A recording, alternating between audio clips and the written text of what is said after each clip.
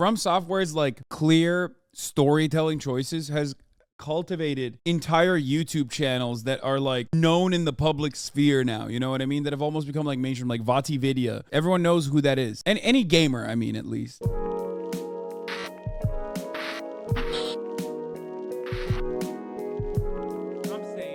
FromSoftware's game design has had an undeniable and profound effect on not only the gaming industry, but the industry of people named Jacobs, such as myself. With the massive success of Elden Ring, FromSoftware has further established that a merciless, uncompromising, gameplay-first design philosophy with little... Yeah, I love that, dude. Straight up. I think, like, at a time when everyone's making copy-paste fucking bullshit-ass video games with, like, DLCs, games that are just fucking broken, games that you have to pay in to, like, play... games that you have to pay in to play early, but then you're like basically alpha testing. With all this shit that's happening, AAA franchise games that are actually solid and are endlessly replayable is, you just never see that. You never see that. It's fucking crazy. That's kind of why I like, I mean, I also, despite the fact that it's Blizzard made, Diablo 4 gave me vibes like that too, a little bit. Obviously, Diablo has like way more pay-to-win skins and shit like that. But you just explained every sports game. First of all, that is, okay, I'm an old school gamer. Okay, I'm an old school gamer. I lived through the halcyon days of gaming. Okay? Where, you know, Take-Two was making fucking games that wasn't the same exact game over and over again. Rockstar, sorry, not Take-Two. Take-Two was Rockstar, I think, right? Back in my day, Rockstar used to fucking make video games, okay? And it wasn't just like the same fucking game over and over again through 8 different fucking console systems. Okay? Rockstar is owned by Take-Two, yes. Bro ain't a gamer, he's just old. And back then, they used to like make these big budget AAA single player games that were fucking awesome. Okay? There was a story, it was compelling. Might not have been like super replayable, but it was awesome. It was like this vast, expansive universe that sucked you in. It was captivating. You don't really get that anymore. You don't. It's fucking few and far between. You know what I mean? It's not necessarily a thing that is like very commonplace. So when a massively successful developer still chooses to create something like that and keep putting out good product like that, I'm going to have a special place in my heart for that kind of developer, that kind of publisher.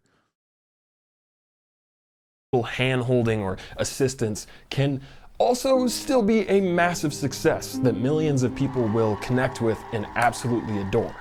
I am certainly one of those millions. And while typically brilliant, I also believe that FromSoftware's games are unfortunately far from perfect, and Elden Ring is sadly no exception. And I want to talk about it. But first, I must warn you that I will be spoiling the absolute Moonlight Greatsword out of all of these games, so if you haven't experienced them for yourself, particularly Elden Ring, I strongly suggest you hit pause on this video and go savor that experience first and come back in about 200 hours, because it is quite possibly the greatest experience I have had. You're wrong. There are more games like that than ever. You're just looking at the most expensive ones. You're falling for the marketing. My friend, I literally said AAA, like big developer AAA titles for a particular reason. I know that there are beautiful fucking indie games. I play them from time to time. Hades is a great example of this. I loved it. Disco Elysium is another great example of this. I also love that.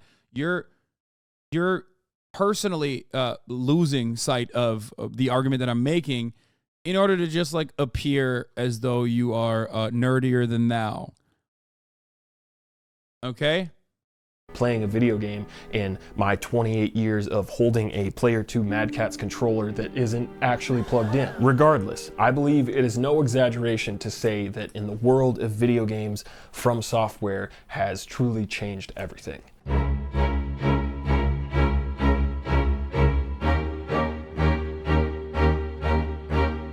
takes on gaming suck. GTA 5 is the most popular game of all time, but it is somehow bad. Man, you're qualified to talk about the state of gaming. You are barely in the culture. Bro, dissing GTA like it's not the most popular game of all time. Fucking bad take. What happened? I feel like Did you like shove too many shark cards in your asshole and then they just like ended up poisoning your brain or something? First of all, don't ever fucking gatekeep gaming, you pathetic nerd, okay? We get it. You've never gotten pussy and you never will. You will die alone. That's number one. Number two, Grand Theft Auto 5 was awesome when it came out and I played it. And then I played it again. And then I played it again. My point is, once you land on a fucking solid IP, milking that same fucking IP over and over again is disgusting. Make new games. Okay? That's the point. Grand Theft Auto 5 was great when it came out in like 2009, idiot. Demon's Souls was released in 2009 for the PlayStation 3 and was nothing like other big games coming out at the time, especially in 2009. In a year where games were becoming more and more cinematic and accessible and forgiving to a casual audience, Demon's Souls crawled out of a wet crypt and said, "I will kill you." Demon's Souls, like all the Souls games that came after it, is a very challenging and unforgiving video game. I will also forever respect Blue Point for literally taking this fucking 2009 game and making it and perfecting it for our modern tastes. It was probably one of the best, in my opinion, if not the best ever first gen immediate new console video games that has ever arrived with a console. And then there was no other games for that particular console ever again. Okay? PlayStation 5 came out of the gate swinging with that banger, and then they were like, no, we're done. It's over. Nothing else. Is Breath of the Wild a first generation? Would Breath of the Wild be considered like a console release game, or did it come out afterwards? If that's the case, then I would say it was Breath of the Wild a launch title? Oh, it was on Wii U. Oh, yeah, okay, whatever. Difficulty that fans of the series often lovingly refer to as hard but fair. So let's maybe settle on hard but mostly fair. After joining FromSoft in 2004 and working as a coder on the Armored Core series, Hidetaka Miyazaki took over as director on a struggling high fantasy project that was running into some serious issues during development. Because the project was already seen as a failure inside the studio, Miyazaki was basically like, I'm gonna take this thing and I'm gonna take it out back to the garage. I'm gonna do some stuff to it. Inspired by FromSoft's own Kingsfield series, Miyazaki wanted to make a dark fantasy, gameplay-driven experience in collaboration with Sony Japan Studio. A challenging but rewarding experience that took gaming back to its basics, something he felt was dying out at the time. During development, Miyazaki actually tried to keep the harsh difficulty aspect on the low from publisher Sony, fearing that they might want to change it for being a bit too extreme, much like a BMX riding video game. That sucked. Breaking down the basic gameplay of Demon's Souls will... To be fair, I'll say this. Only a Japanese publisher will do something like this. I've never seen anything like this from any kind of Western developers. This is not like a Japan soy thing. But like, at least Japanese titles have always had a fair bit of difficulty. And like, I'm thinking of, Ninja Gaiden and numerous other like incredibly difficult games that do nothing for you. Like, they will not help you. It's just like JRPGs do have a history of being like very difficult. Will effectively break down the basic gameplay for all of the Souls games that followed because the very core design pillars have gone largely unchanged. It starts with a character creator that, before you say anything, I know, it gets better with time, that lets you pick a starting class, dictating your capabilities with different weapons or magic. A third-person lock-on camera system for combat that improves on the Z targeting system that Ocarina of Time introduced back in 9.8, that you can control the camera and attack people at the same time, which was kind of a breakthrough in and of itself. Animation-based combat that requires you to commit to each action and wait until the animation finishes before you can do something else, along with managing how that action affects your stamina bar, or in the case of casting spells, your magic bar. But I didn't raise you to cast no spells. This is a Claymore household just like my father and his father before him. A dodge roll that contains invincibility frames, or iframes, meaning Fucking that if you strength time your builds. dodge right, nothing can possibly hurt you, similar to action games like Devil May Cry. Corpse running, where if you die, you drop all the currency you've racked up from killing enemies, and you gotta make it back to that spot without dying, otherwise you lose it forever. Isn't that Sonic? Wasn't that like the first game that introduced that mechanic? Maybe I'm wrong. I'm actually asking. I don't have a... No? Magic is completely useless in Souls games? That's insane. That's an insane statement. What? Especially in like newer ones? Are you kidding? What? I mean, I never play Magic, but that's crazy to say. What the fuck? Passive and non-passive online interaction where other players can leave helpful tips or whatever the opposite of a helpful tip is, along with summoning or being summoned as a random cooperator to help, or invasions to either kill or be killed. And you know, the gameplay of each individual Souls game obviously goes a lot deeper than that, with different complex systems and healing items and stupid convoluted bullshit like world tendency that you need a fucking master's degree to understand. But the challenging and methodical combat system, that has always been the beating heart of all of these games. A heart that's married to another heart.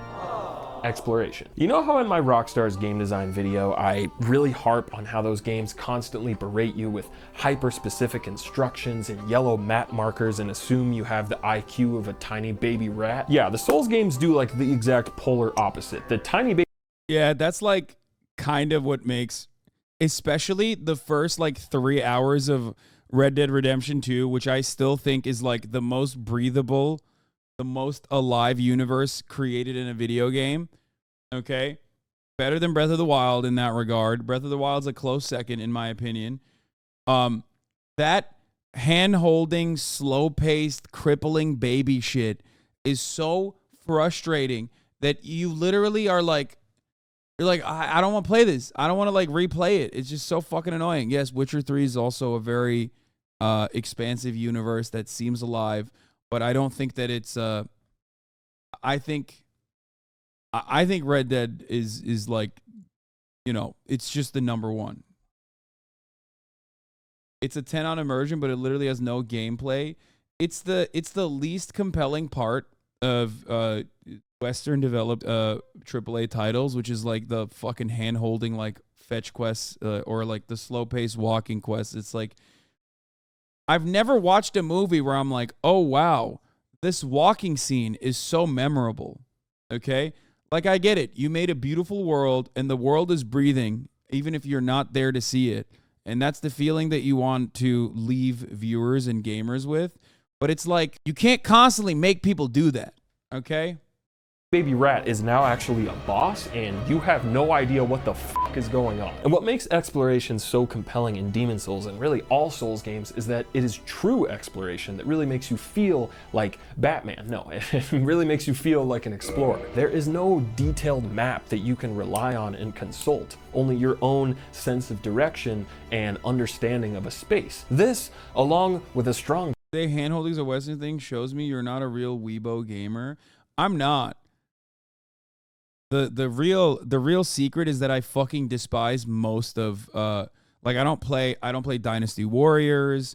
I'm not like I hate Genshin Impact and games like that. I hate most anime games. So like I actually am literally not a weeb at all when it comes to gaming, with the exception of obviously Hideo Kojima, my lord and savior, my king, but he is the biggest Ameribu of all time. And also FromSoftware games. And also some Nintendo games as well. And also Yakuza as well. But like, those are, I feel like those are very, those are like universally acknowledged games. Those aren't like very, I don't know. Okay, maybe I am kind of a weeb, right? I don't know. Maybe I am. But I feel like like the expansive library of Japanese games that are out there that are readily available for people to fucking pick up and play. I don't play a lot of those games. Challenge and an actual fear of having something to lose, but the corpse running system makes discoveries and victories feel that much more meaningful and rewarding. Because you really feel like you, the player, actually charted and conquered a space and overcame. This is so true. I've said this before. FromSoftware is the only fucking single player video game I've ever played that has like taught me lessons about life. Okay? God, I'm such a dick writer. It's probably unbearable if you don't like any FromSoftware games. But literally, no, it just like ends up fucking teaching you valuable lessons about controlling your emotions, you know, chipping away at a problem and like and solving that problem. Those are lessons that you can bring to the real world with you. Obviously, those accomplishments are still hollow ultimately because it's a fucking video game. But, you know, it's just, it's real. If you've ever fucking conquered if you've ever failed to play a FromSoftware game, fear not. I was just like you at a certain point in time. I also got filtered immediately from the first boss, which is like a very famous FromSoftware trope, and dropped the video game like Sekiro for years and years until I went back to it. Same with even Dark Souls 1. I actually never played Dark Souls 1 after the first like big fat guy. Actually, wait, maybe I did kill the big fat guy and then like I went upstairs and then I stopped playing. Or was that? Yeah, that was Dark Souls 1, I think. I'm not even kidding. Like I dropped it. I stopped playing it and then I came back to it and it was fucking awesome. Became a significant challenge instead of just watching fucking Wally do it in a cutscene. The Souls games have very few cutscenes or long, unskippable passages of dialogue by NPCs or RPG conversation trees where your choice actually doesn't really matter. Instead, the story is discovered and slowly unraveled by the player through observing their environment and reading item descriptions and inevitably watching Vati Vidya videos because I don't understand any of it. Yeah, Dark Souls FromSoftware games are so funny because like they've built this wonderful universe with like deep lore, and they literally force you to do your research to like figure it the fuck out. It's just so funny. Like when I played, I think it was Bloodborne that I like first played out of all the FromSoftware games, and I like actually played it through. And when I did that. And I just found myself like reading every fucking item, reading every single fucking item. And then like when I found myself Googling shit about the game, that's when I realized like, oh my God, like I really like this shit. This is fucking crazy. It's so different than any other game that I've actually ever fucking played because it doesn't give you the story at all. It literally hides the story from you and urges you to go out and seek it on your own. Of this. So you're saying the rat was like a king at some point, or? I appreciate Miyazaki's approach to storytelling though, because it's very unique to the medium of video games, and was actually inspired by his real-life experience of reading English language sci-fi and fantasy books as a kid that he couldn't fully understand but would fill in the gaps using his imagination. The story is so much more about the general mood and atmosphere and feeling of exploring a place rather than scripted plot points or set pieces. The innovative online elements of summoning random strangers to help you out was actually inspired by Miyazaki's real life as well, where after his car was trapped in snow on a hill, a random group of strangers showed up and helped push the car out of the snow and then mysteriously drifted off into the night like ghosts, drifting in and out of his world at a poorly frame-paced 30 frames per second. These games also have some technical issues. Demon's Souls was not an immediate success. Sony decided to not publish it in North America after feeling pretty negatively about it before its release. During the Tokyo Game Show in 2008, Sony president Shuei Yoshida played it for 2 hours, couldn't get past the starting area, and then stopped playing and said, "This is an unbelievably bad video game." This is the same guy that years later would platinum Bloodborne, and that game is like way harder, so spoiler alert, FromSoftware changed everything, the titular line. It wasn't until later in 2009 when Atlas would publish the game in North America that sales would slowly start to pick up and critics would start to take notice. Western audiences generally loved it because apparently we're all sick, masochistic bastards, and GameSpot even gave it their Game of the Year, the same year that Uncharted 2 and Modern Warfare 2 came out. But along with establishing the core pillars of what a Souls game would be, it's important to talk about just how brave Miyazaki, FromSoftware, and Sony Japan Studio were for making such a different kind of game. Demon's Souls was a huge risk, an imperfect, weird, brutal passion project that was expected by everyone to flop, but refused to compromise on its design goals and eventually found an audience that really connected with it. And 2 console generations later, an extremely faithful remake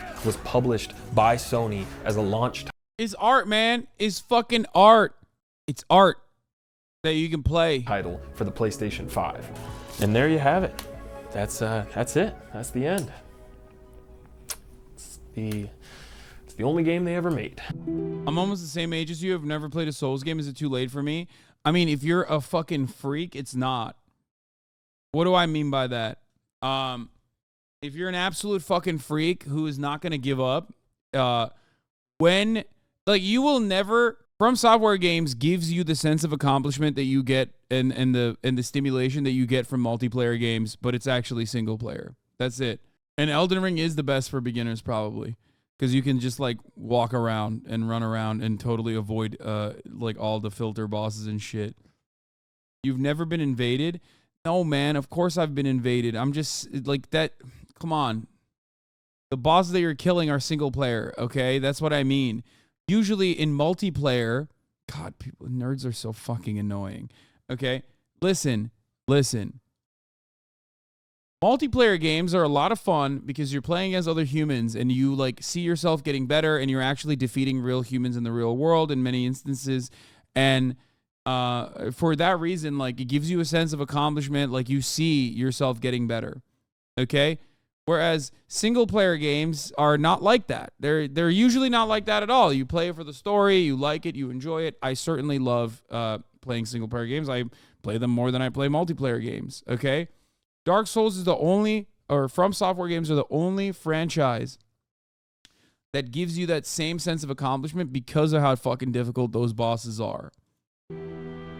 You are so bad at any game. You actually can't say that because I beat all the FromSoftware games, so suck my dick. I love Dark Souls, but I also hated Dark Souls. My brother Isaac had played Dark Souls sometime after its release in 2011 and had repeatedly told me to play it. I eventually finally tried it, got past the tutorial section after a lot of struggling, made it to fire. Yeah. I still remember the day you beat all the chatters in 1v1 Elden Ring. I know. Everyone was like, dude, I'll fucking... Every single person that told me they would own me in the marketplace of ideas got absolutely fucking cumstered by me. It was so fire.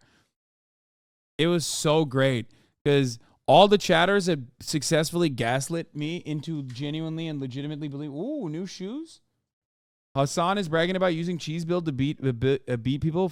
Wait, hold up. Other people were also using the cheese build, and I still defeated them. What are you talking about? You guys are so stupid.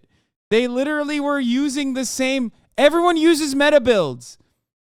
And I had the fucking meta build, and other people were also using the broken meta builds. What the fuck do you mean? You guys are still butthurt, dude. Oh my God. You watched me slice through these motherfuckers, okay? And you still have the audacity. Here's 45 minutes of me absolutely fucking eviscerating every opponent in the marketplace of ideas, okay? If you want to see it.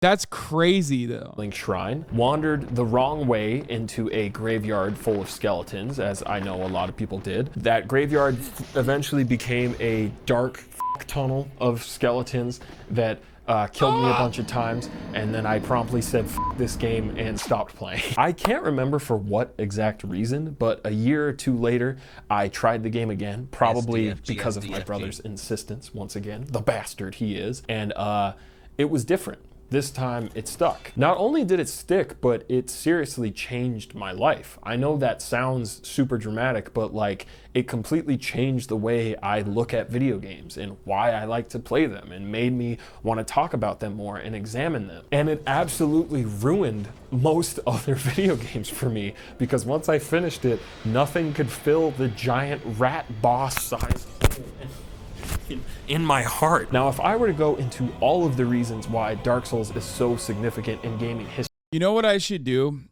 I should play Bloodborne. That's what I should do. I should play Bloodborne on stream, and I think I will. 2 games that I want to play on stream: Bloodborne, which I don't remember anything from, so it's basically like I'm playing it again. And the second one is the Walking Dead franchise that I said I was going to, and I haven't.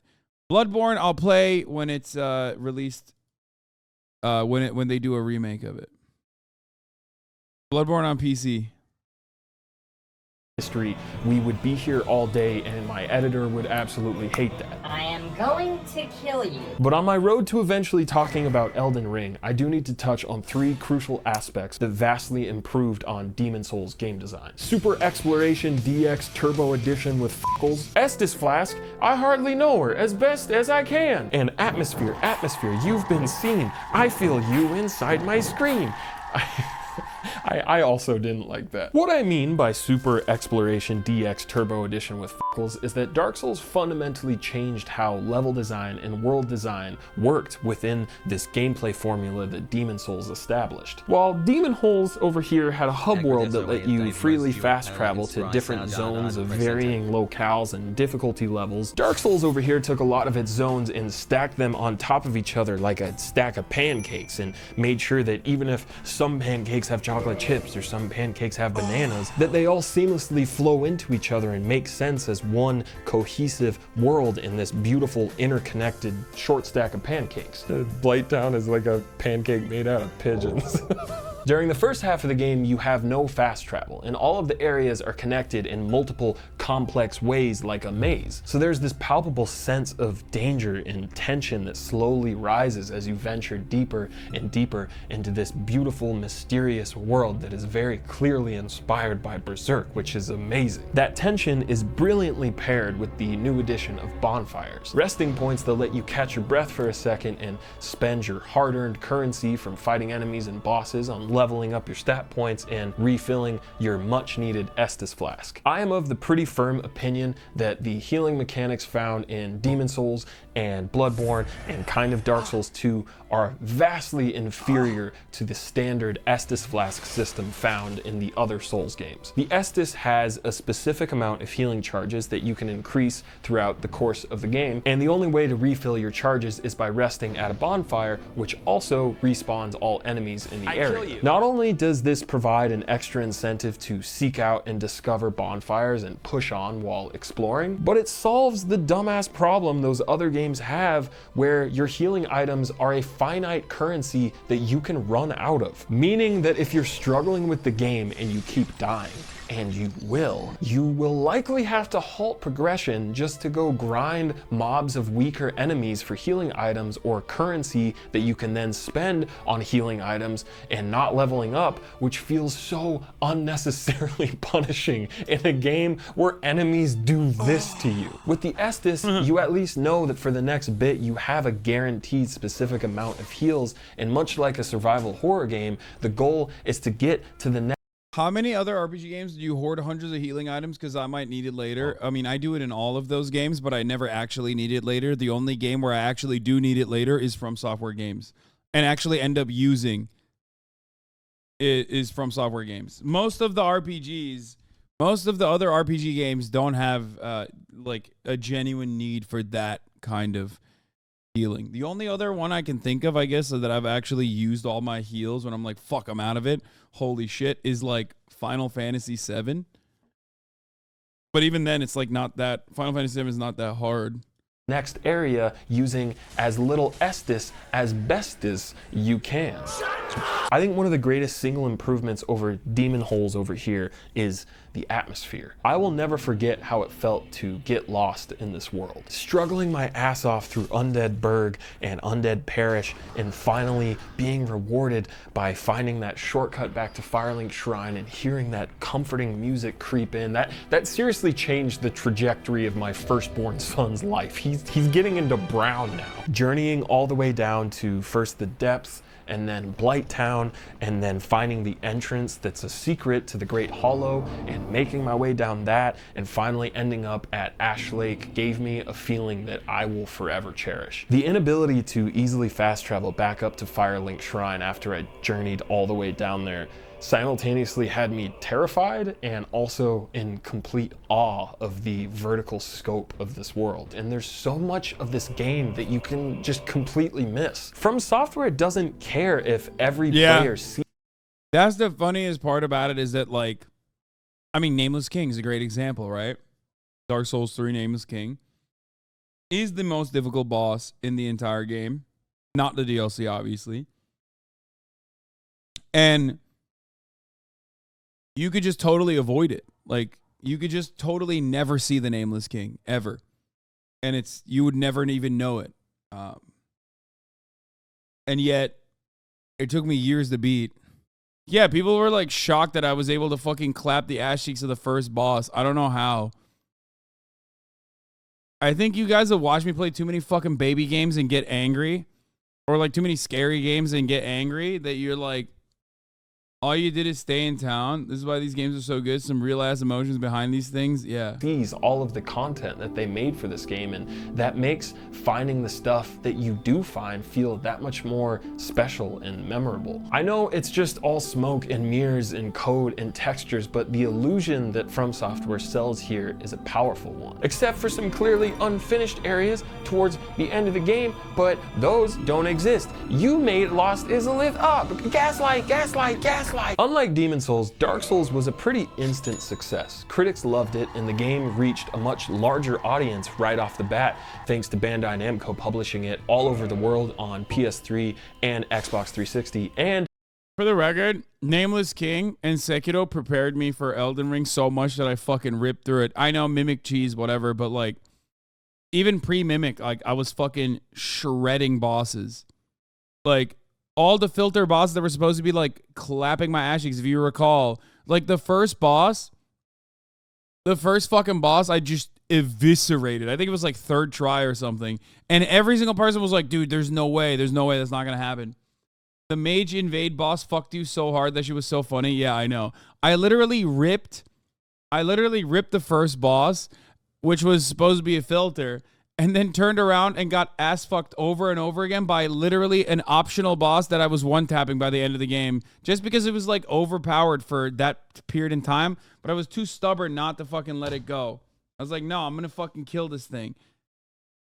PC with one of the most janky PC ports to ever exist. Shout out Games for Windows Live, RIP. This also annoyingly led to so many industry heads resorting to the phrases, it's like Dark Souls, or this is the Dark Souls of blank, when in reality, all they're trying to say is that it's hard. Going to Arby's is like the Dark Souls of going to Carl's Jr. Hollow Knight is very clearly inspired by FromSoftware's approach, and that game is undoubtedly the greatest Metroidvania ever made. I fucking love Hollow Knight, primarily because it perfected a design aspect from Dark Souls 1 that FromSoftware themselves kind of started to abandon with subsequent Souls games. Non-linear exploration. Shut up already! Jesus, that guy loves to talk. Hi, I'm Jakey, and Jakey. World 2, that's a real Souls game. I'm out of here. Dark Souls 2, Bloodborne, and Dark Souls 3 all have much more straightforward progression paths than the first half of Dark Souls 1. And while a lot of areas in these games are technically connected and sometimes offer alternate paths, the general world design is far less interesting from an exploration point of view. And it doesn't mean that these games are bad. All of these games probably each deserve their— Wait, that wasn't an ad? Yes, it is. It's a Rocket Money ad. Shut the fuck up. Their own 40-minute feature presentation breaking them down, but for the sake of what I want to get into today, I'm just going to give you the SparkNotes version. Dark Souls 2 dropped in 2014 and was received well and sold well. It further grew the Souls game community and deepened combat systems while adding stuff like power stancing. Miyazaki didn't direct this one, and it does show. The atmosphere of each zone feels a bit random and unconnected from the overall world, but the boss fights in DLC Never played Dark Souls 2. I played it for like a little bit and I was like, nope, not for me. are great, and the game enjoyed a large online community for shit like PvP. Bloodborne was developed alongside Dark Souls 2 and was released exclusively for the PS4 in 2015, and I used money from a car accident to buy a PS4 and Bloodborne instead of paying my rent, and contrary to what my financial advisors might be saying, and Logan Roy looking ass, I'd say it was a wise investment. Directed by Miyazaki, Bloodborne felt like the true follow-up to Dark Souls 1. At least for people like me that just want to swing a big sword and fucking parry everything. Bye-bye magic, go back to fucking Waverly Place. Faster combat that rewards aggressive play, intricate and varied weapon movesets, an atmosphere that just drips out of your TV with such dedicated attention to detail and talent in the art design department, and rats. Dark Souls 3 dropped in 2016, and by this point the Souls series was poppin' and beloved by many people. Directed once again by Miyazaki, DS3 did everything right on paper. It kept some of the faster paced combat and fucked up enemy designs and boss transformations from Bloodborne, while also returning an expansive armory of weapons and magic, lending to a buttload of different kinds of builds. It has a large amount of fan service and callbacks to Dark Souls 1 and some of the hardest bosses seen in a Souls game yet. It also just feels really good to play and looks beautiful, but also something about this formula was starting to feel just a little bit stale. Don't get me wrong, playing through Dark Souls 3, especially doing co-op boss fights with my brother, was some of the most fun I've had in any of these games. But that strong sense of exploration felt in Dark Souls 1, that feeling of charting your way through a mysterious and dangerous world, I longed for that. The Dark Souls series had completely shaken the game industry and clearly inspired other developers to change how their games were designed and played. But playing Dark Souls 3 felt a bit like listening to FromSoftware's greatest hits versus hearing the band's new album that would maybe take them someplace new. Little did I know, FromSoftware was in the studio working on their In Rainbows, as in the album In Rainbows by Radiohead, as in Radiohead's best album, as in Elden Ring. God, so good. Some of you might be wondering, Jacob Matthew, why did it take you so long to make a video on Elden Ring? And I have two answers for you. A, last year I was very busy working on an album called Romcom, shout out jakeymerch.com. And B, this game is just too damn big and felt too daunting to dissect and talk about, and I also just wanted to keep playing it, but I feel like I'm finally ready to get into it with my support group. That's you. This is all of you. Where do I even begin though? Elden Ring isn't perfect, but that's also what makes it so compelling. It's not properly balanced. I mean, none of these games are. They never have been. FromSoft has pretty clear favorites when it comes to certain weapons and buffs and spells. You can absolutely break these games in half if you really want to. But the sheer depth of content that Elden Ring slowly unveils to you during your 200 or so hours of playing it, the childhood fantasy of exploring a fantastical, magical world filled with swords and beasts and, you guessed it, rats, is fully manifested in a way that knows no contemporary. There is no other Elden Ring than Elden Ring. This isn't just the Dark Souls of Dark Souls. This is the Dark Souls of Breath of the Wild. This is the Dark Souls of Red Dead Redemption 2. If you took a time machine back to 2003 and showed my wooden sword in the backyard swinging ass that this is what was coming in the future, I would have shot you in the head and called the cops. Elden Ring is truly the adventure of a lifetime. But because I've already spent so much time talking about the core design pillars that all of these games share, I want to instead focus on certain pillars that Elden Ring innovates on or potentially fails to innovate on. Exploration and scale, dungeons and dragons, starring Chris Pine, and difficulty and accessibility. Where Dark Souls 1's world is like a short stack of pancakes, all connected, Elden Ring's world is like a giant stack of pancakes, and you took all those pancakes and you spread them out across a giant table. And most of the pancakes are touching each other, and some of the pancakes have other pancakes hiding underneath them, and other pancakes might transport you to far pancakes in f***ed up ways, and some of the pancakes are on fire and make you feel fear. I don't want to be in this Denny's anymore. Let me out! Miyazaki has stated that Elden Ring is the closest thing to his ideal game that he would personally like to play, and that going open world enriches this ideal experience that he's trying to achieve. A game where if you saw something over there, you could actually go over there. A game that isn't open world just to be in the same category as some bloated Ubisoft bullshit, but Well, I don't get it. It's the same type of game, Jake. Oh, according to our fucking weirdo fan base in here. Anyway. But a game that's open world because it needs to be. In order to fully capture the fantasy of being an adventurer in a giant world, riding across a vast landscape on your trusty steed, you first need to have that vast landscape to really nail that feeling. Elden Ring was inspired by Breath of the Wild, and it very clearly shows, because like Breath of the Wild, Elden Ring knows and expects that your curiosity will naturally lead you to finding interesting things. There doesn't need to be an overwhelming list of things to check off or obvious map markers going, over here, it's fucking over here. Because that would totally rob the player of a true sense of mystery and discovery when exploring this massive world. Elden Ring is very okay with hiding its hand. This is what the map looks like when you start the game, and this is what it looks like when you finish the game. And these are the pancakes that are cooking underneath you the entire time. Having a chest throw a smoke grenade at you in the starting area and being transported and waking up in one of the most giant late game areas and checking the map and seeing it zoom out like that was an experience I will never forget. And the lore behind the lands between is so rich in detail and intrigue. Miyazaki's style of storytelling through gameplay, combined with the Bible of world history that George R.R. Martin developed for this game, will leave an MF feeling like goddamn Amy Adams, as in downright enchanted. I know I haven't mentioned Sekiro once in this video because it's technically not a Souls game, but it was a crucial stepping stone towards Elden Ring's development. The addition of a dedicated jump button may sound like a simple thing, but it completely changes combat and the way you navigate this world. Exploring the lands between over like 200 hours rivaled the experience I had exploring the first half of Dark Souls 1. They both hit really hard, but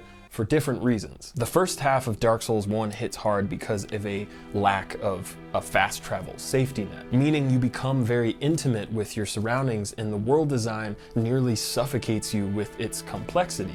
It suffocates in a good way. Elden Ring hits hard not only because it marks the return of multiple areas connecting to each other with a very non-linear path of progression, but Oh my god, a jump button in 2021. Wow, that's crazy. Yeah, it is crazy. That's how perfected the combat mechanism is. That like a jump button dramatically changes everything. If anything, it's a testament to how fucking good the system is. Okay? It did. It changed so much. It's so annoying. Stop saying doing tricks on it, dude. Oh, fuck. I mean, look, I know I don't have a lot of gamers in this audience, okay? Every time I turn on a fucking video game, that much is apparent.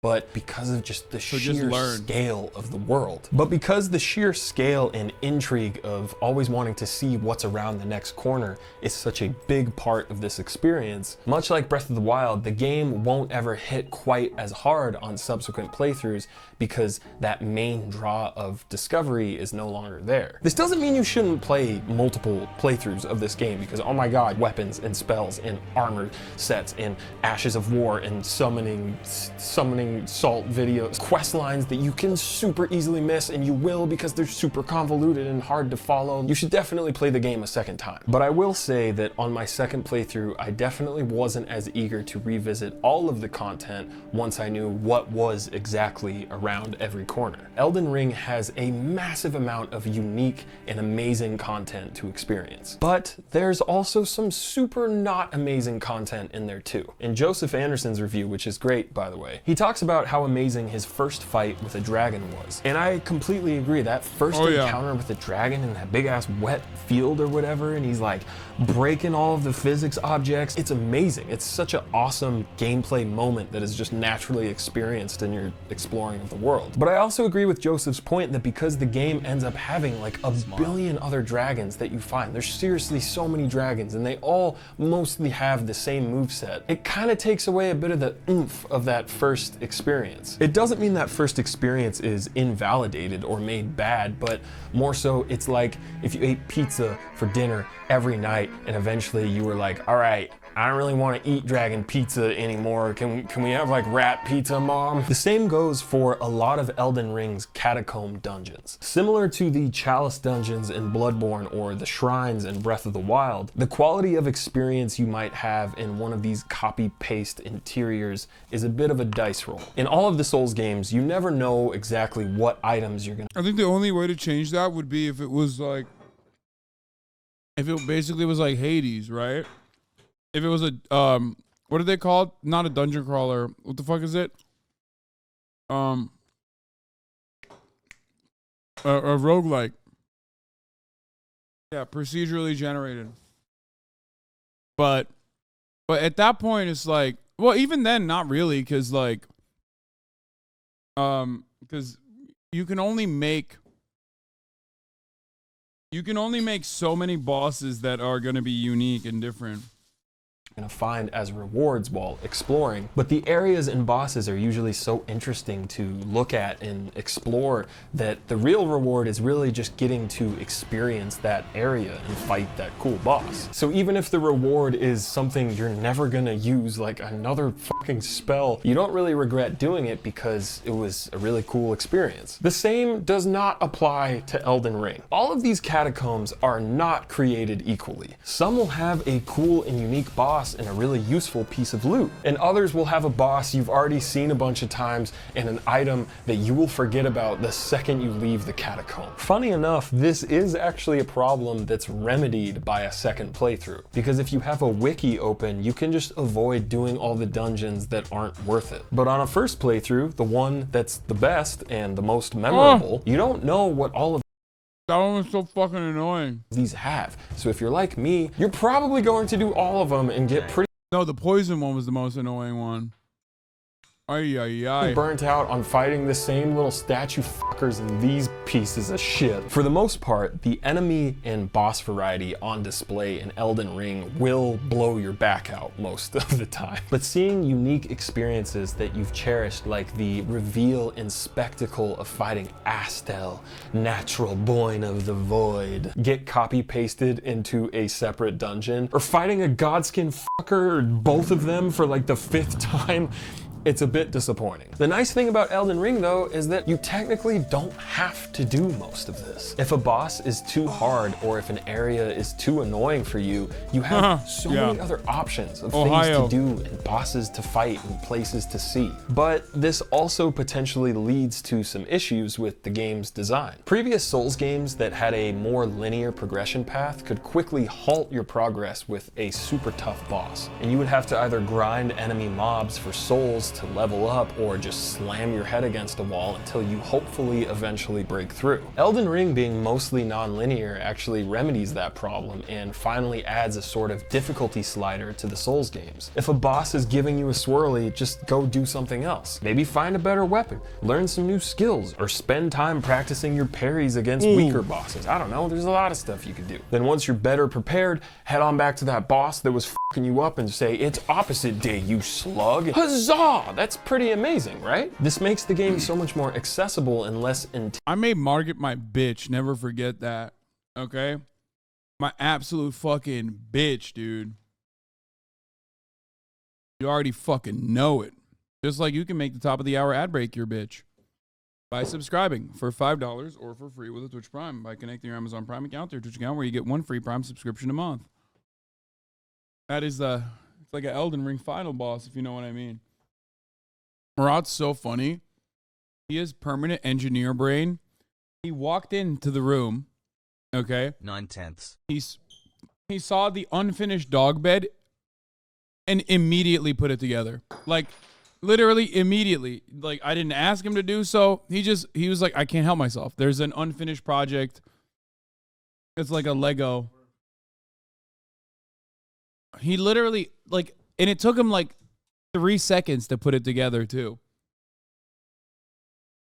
I didn't even realize. He like walked in here quietly and started fucking building it and has completely finished it. He already finished it. He put it together. Insane. Intimidating. Don't let this man near IKEA. Yeah, no, he's like, wait, what is there? Are those extras? What are those? Oh, it's probably for the middle, no? Oh, I'm just asking, man. God damn. To a new player that's never been beaten to death by a rat before. But this system of sort of choosing your own difficulty could also potentially rob you of a compelling experience. This game is so goddamn big that there's bound to be stuff in the early areas that you won't find until way later in the game. And when you do find it, maybe it's a super awesome, unique boss battle with like a really cool reward that you beat in like 2 hits. In some cases, this feels amazing. It fully feeds into the power fantasy of wanting to make the biggest fucker alive and can be super satisfying to just totally fart on a boss that once had you breaking 2x4s from Menards over your leg. But sometimes it can feel underwhelming and disappointing. I think the fact that the game doesn't have level scaling for enemies is much better than an alternative where it did. Because level scaling can often make a game world feel pretty artificial and your progression. Yeah. And it's also when you basically create the bullet sponge bosses, which are fucking annoying. Damn, is that even gonna fit in the crate, dude? Too big, I think. Feel pretty meaningless. But I do think there's a world where you could have a bit of both. I think if you visit areas in the game that you're very obviously over-leveled for, the game could maybe flash a little prompt that says, hey, do you want to make this fight scale to your level to maybe make it a bit more satisfying, and maybe we give you extra runes as a reward for upping the difficulty? I would love that. Mark Brown of Game Maker's Toolkit makes a great point in his video about how Hollow Knight actually changes the layout of early areas and ups the difficulty of enemies to keep things more challenging and interesting later in the game. And I think that's a great example of something that Elden Ring could have potentially done as well. Speaking of I disagree. I think it's better. 21, 21, 21, 21, 21, 21, 21, 21, OMG. I think one-shotting early game bosses is so rewarding because it makes you feel like you've actually become more powerful. Like, but then again, I'm the type of person who makes no apologies for like very clearly following a path to ensure like maximum fun. Like, I don't really give a shit. Like, some people will say like, oh, you got to explore it on your own. Like, no, I don't think so. I don't want to like fuck it up. I don't want to miss any side quests because I'm going to play it usually one time. So in order to maximize my fun, I usually will go to the right boss at the right time with the right items. And Hasan can only beat bosses when he overlevels. Yeah, of course. Classic. No one will ever let me have anything, bro. I swear to God, this chat is so fucking annoying. Oh, dude, this cheese, that cheese, overlevel cheese. I'm not even playing FromSoftware games right now, and motherfuckers are still saying, I don't agree. Maximizing fun usually results in hand-holding and thus reducing the replayability of the null. Well, that's the thing. That's what I love about fucking FromSoftware games.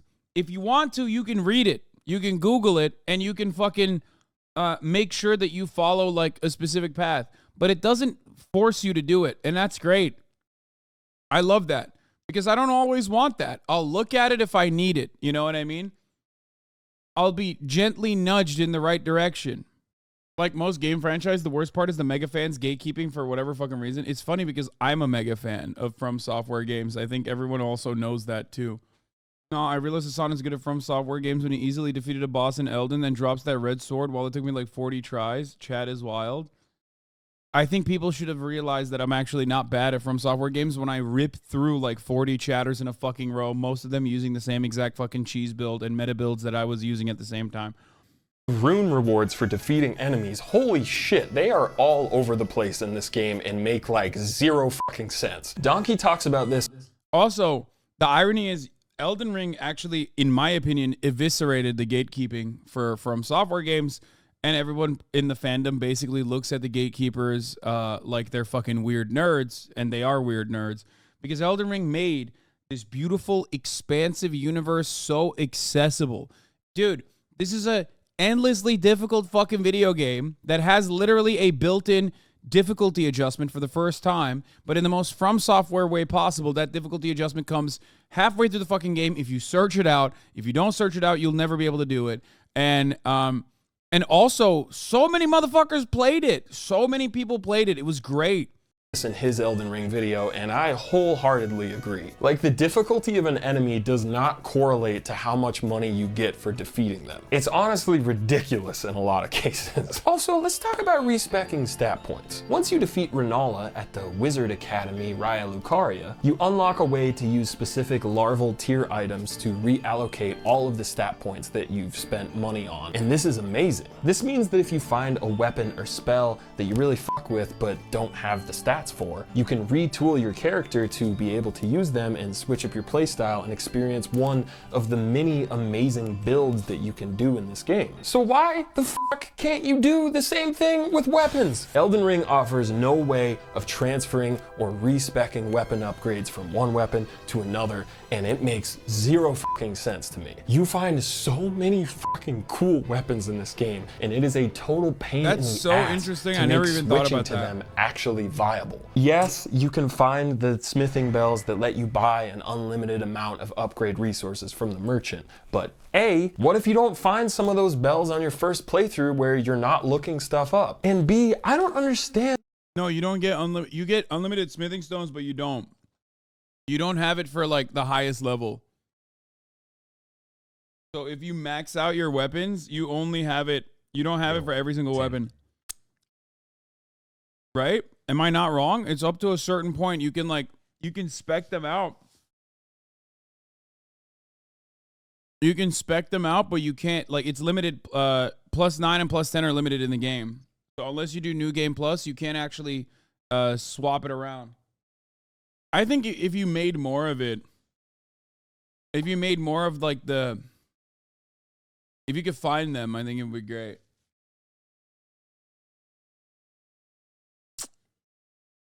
Having +9, +24 weapons isn't that big of a deal. +10 and +24 are limited. Oh, okay. I don't remember. It's been a long time. But I do remember the limitation. It was devastating. And what the harm would be in letting you get back some of your upgrade resources from a weapon if it meant that that weapon went back to its base level. Right? You would be so much more excited to find shit, even if it's something out of your typical wheelhouse. The Resident Evil 4 remake, which is fantastic, by the way, I talk about it on my second channel, Jaquan the Jequel. Like, subscribe, rate, comment, 5 stars. Lets you sell weapons you've upgraded back to the merchant, and you get most of the money that you've put into upgrading that weapon, which is amazing. So why can't Elden Ring have the same thing? Another thing that can feel so ass backwards and outdated are the NPC side quests and how you progress them. These games have always had super convoluted NPC side quests, and I know it's partly because Miyazaki knows that with the internet, everyone's gonna get together and figure it out so you can afford to make it complicated and whatever.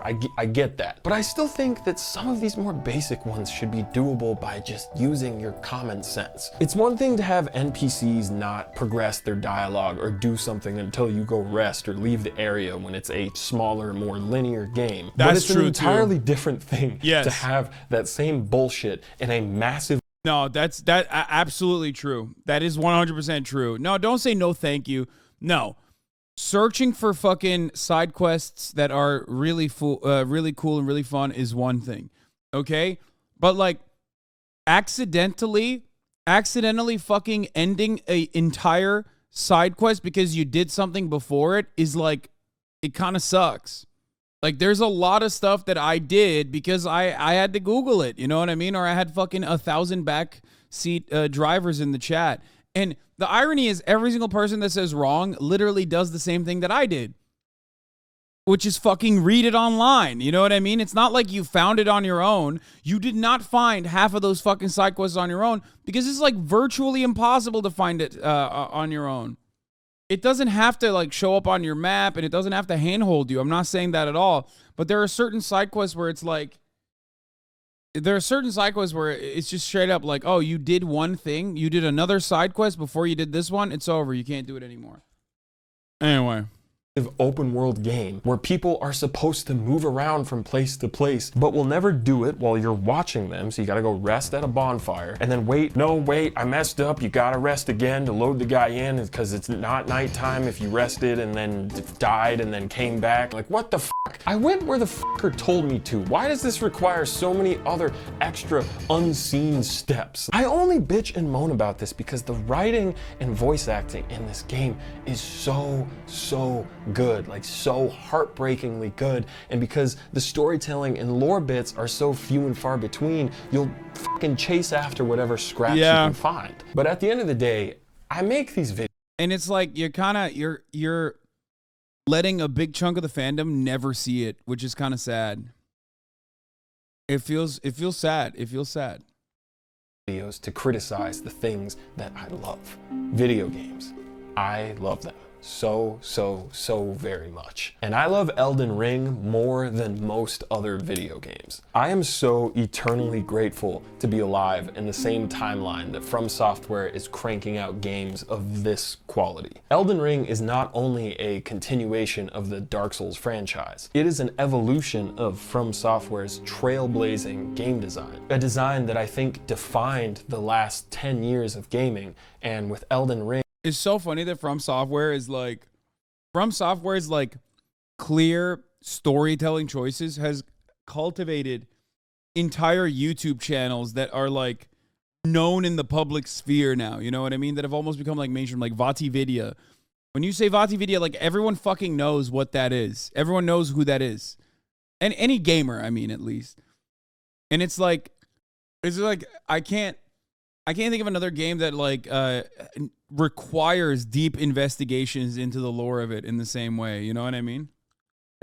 Could very well define the next 10 years of gaming as well. A massive journey with some of the most beautiful vistas I've seen since Windows Vista, and some of the most challenging, grueling bosses that I have taken on and overcome since Windows Vista. Thank you to Hidetaka Miyazaki and FromSoftware Hidetaka for Miyazaki-san. taking a chance with Demon Hidetaka Miyazaki-sama. Thank you. Arigatou gozaimasu.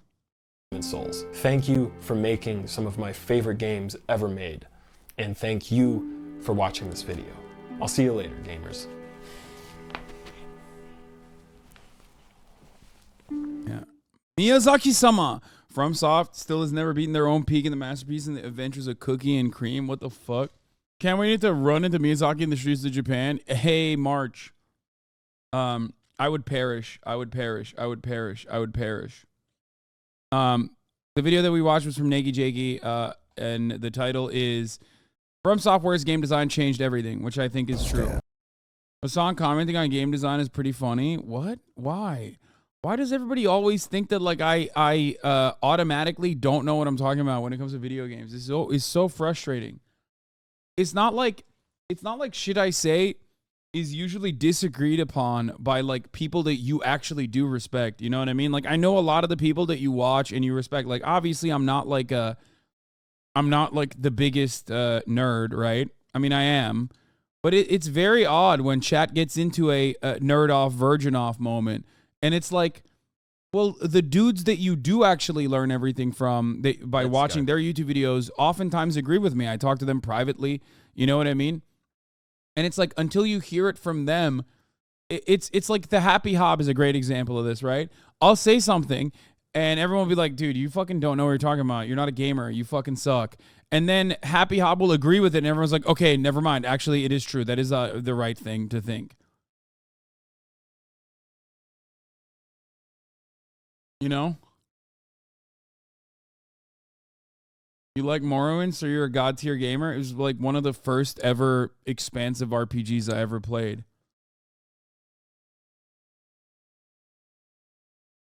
Hasan was worse than Will. It took Hasan like 5 minutes to destroy the controller. Will you be playing Zelda again? Enjoy the streams you did.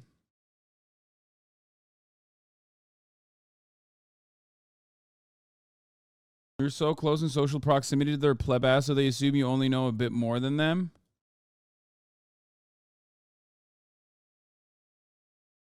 It's literally just because you're a bimbo and hot people aren't allowed to be nerds without an ulterior motive or some bullshit. Yeah. It was you and this VOD from H Bomber Guy that got me back to playing Dark Souls after setting it down for years. Yeah.